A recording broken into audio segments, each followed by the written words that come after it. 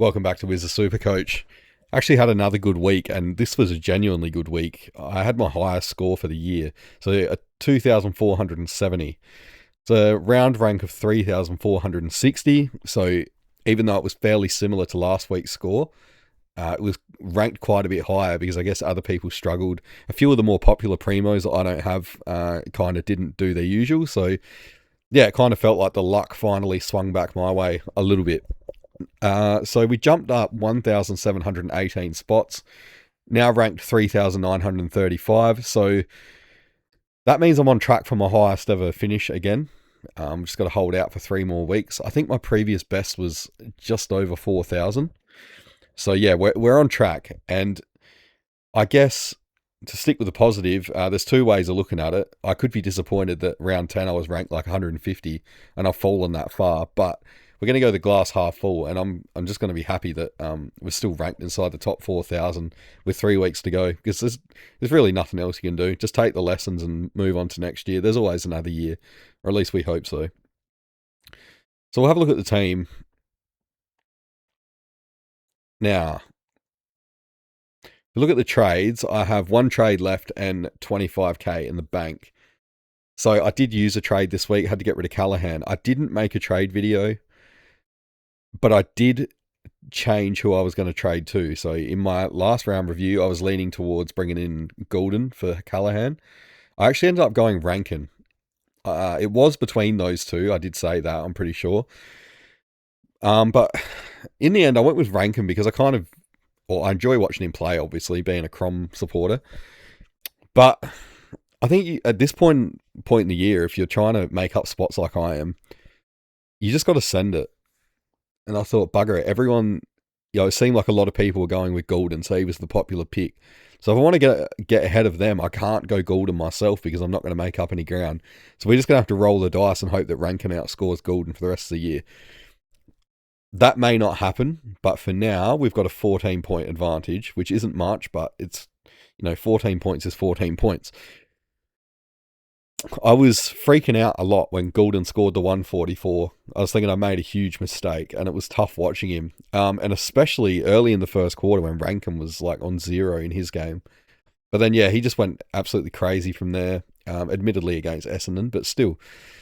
So, yeah, for now, it looks good. And he's got Richmond coming up as well. So let's hope that he can just feast on those two and that Golden can stay relatively quiet, even though Golden's probably going to be the more consistent player. Let's just hope that Rankin's ceiling can kind of give him the edge there. So from the back line, I had the VC on Nas. He left a few points out there. He looked like he was on track for a big one. But then he copped, I think, a knock to the hip or something, which kept him on the bench for quite a lot of time. Didn't quite seem right after that. He didn't cop the hard James Jordan tag from what I could see. But yeah, that knock was enough to slow him down. I mean, it's pretty hard to tag a guy that starts at the centre bounce and then takes the kick-ins and then runs to full forward. Like, what are you meant to do other than just follow him? And then you got to factor in that you got an entire team of players trying to feed him the ball at every opportunity. So yeah, he's pretty crazy. You wouldn't want to not own him, that's for sure. I found that one out the hard way. Then Whitfield turned back the clock, 139.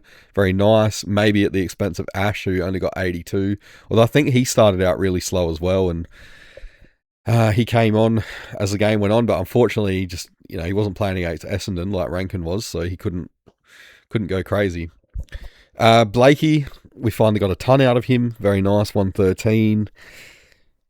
Clark with an 85. What's interesting is he was another one that just scored absolutely nothing in the first quarter.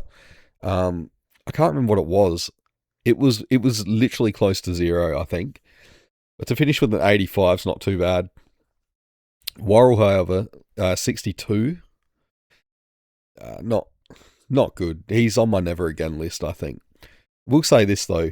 A lot of people said that it was Millerer that was stopping him from scoring. Well, Millerer didn't play. I really don't think Worrell has anything to do with any players directly, and I've said that all year. I think it's just whatever role he has on the day. And to be fair to him, it's not like the ball was in Essendon's forward line too much compared to the Crom, so hard for him to get involved. He's another one that scored like nothing in the first quarter, so he actually recovered okay. But yeah, the damage was already done and the game was cooked off, so I guess the scaling also went against him. Hugo with the 78 and McDonald 63 on the bench. They were solid. They've made some money, but that's not going to help me now. But it's good to know. What I may end up doing with that last trade, because we've got no bench cover for the midfield now, I might just trade in like a 99k defender mid for the bench so that Hugo can cover the mid as well. And if we need both, at least we got McDonald to cover the back line. Hugo can do the middle, or Banfield just gets recalled. I don't know. It's at least until Franco is back. I think he's out for a couple of weeks with that gash in his knee. But yeah, we'll work it out. It's fine. I'm not too worried. Midfield was pretty hit and miss, as you can see. Dacos just standard. The Bont a 61. So again, like, he's not what he was. Talking purely in a Supercoach sense here, but the numbers are right there. He's averaged 117. It's about, I think, 10 points less than last year on average. Yeah, he's not the number one Supercoach mid anymore, as good as he still is in real life. Yeah, he's just not. That's the way the numbers fall. But you can't be forever, unless you're Max Gawn. And Baz, a 79, big letdown. He's been very quiet lately by his standards. It seems like ever since I traded him in, he's gone extra quiet, as most of them do, but except for Rankin. But yeah, I don't know. Baz might be all right. We'll see. It might hurt him not having Holmes.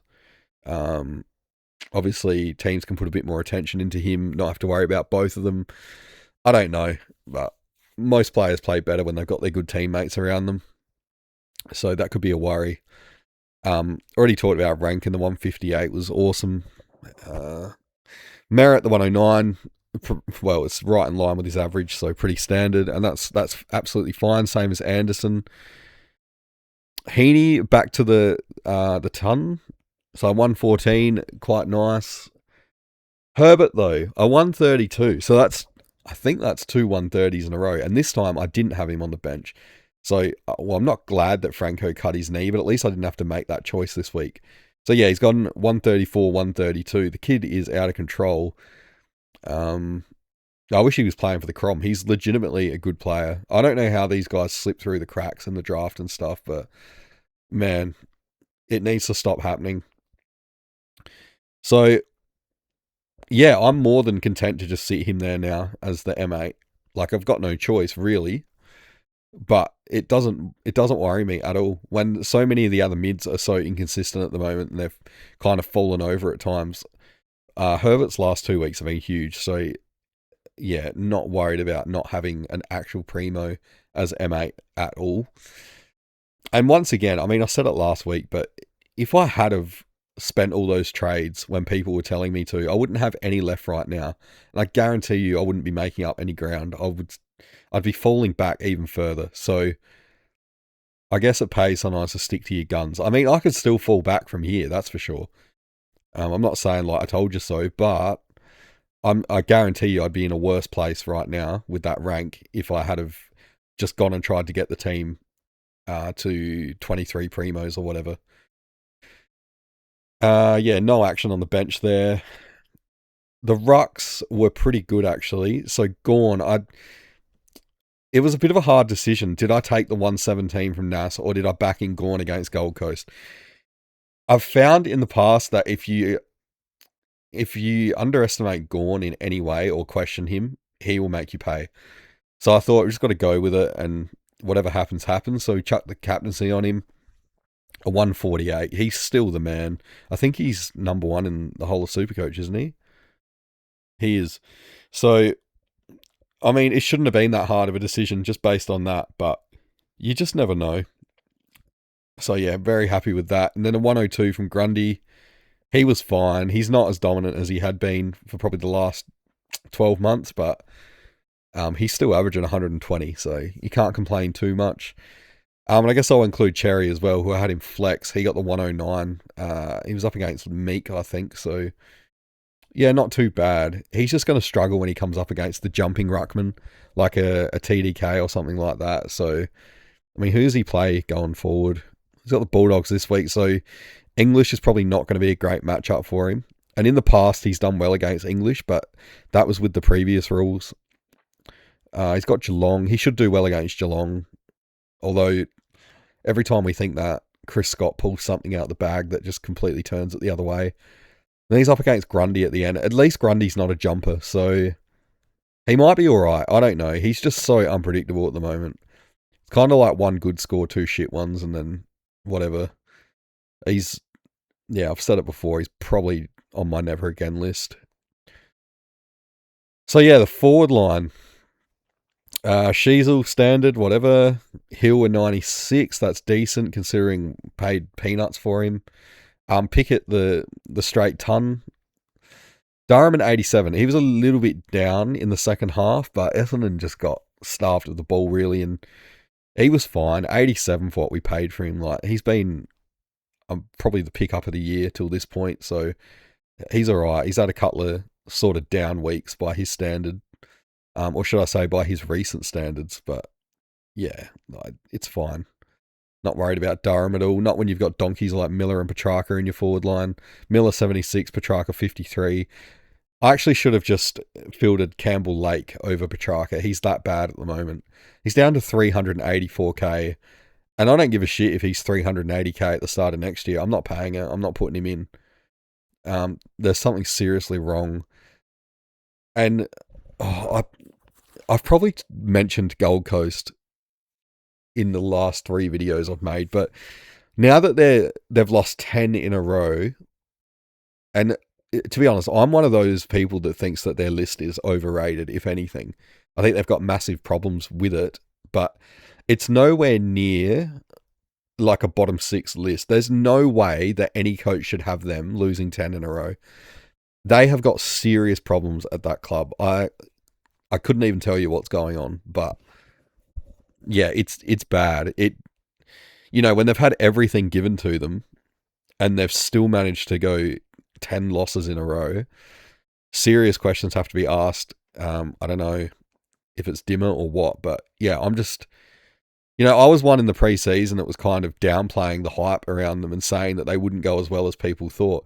But never in a million years would I have thought that they would lose 10 in a row and be sitting just outside the bottom 4. Especially not after the start they had in the first 4 weeks. So it's going to be very interesting to find out what actually has happened if it ever comes out. But there's got to be something, because you just don't see this kind of shit in footy very often at all. I feel like there's going to be a bombshell within the next 12 months when it finally, Caro sniffs it out or something like that. But I can't wait. It's going to be interesting. It's always nice when it's not your own club. It's entertaining then, but, the Croms had plenty of controversy over the years, and it's not so fun then, but hey, I'm only human. I can be entertained by it going on elsewhere. So yeah, that's the team.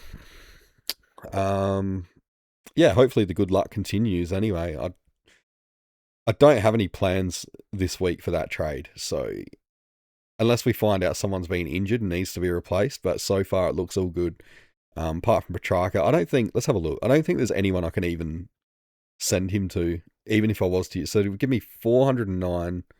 I could just play Lake on the field ahead of him, like I said, but I don't know if I'm that desperate. Let's have a look. Let's put it into prices. So what do we got? 409k. There's not really any obvious ones that I can think of that I could bring in. Riley Sanders looks all right again. Maybe him. 401. He'd be an interesting one to start next year if Libba retires. I don't know what Libba's doing. I haven't heard anything about an extension, but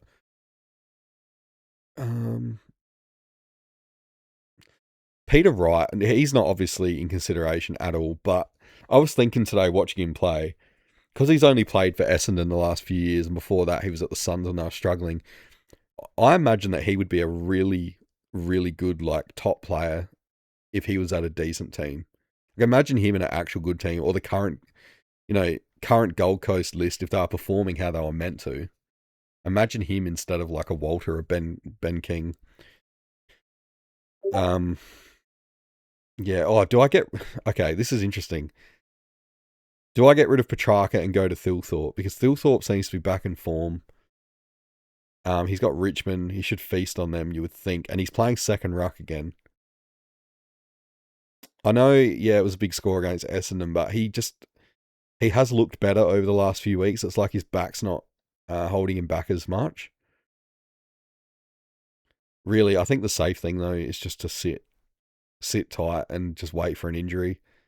And if it doesn't come, well then fine, we'll try and use it in the last round. But yeah, there's nothing jumping out at me really that I'd be. Yeah, it's not like a Durham for 380 or whatever it was we got him for. But if that was the case, then I'd probably do it. I don't think I can though.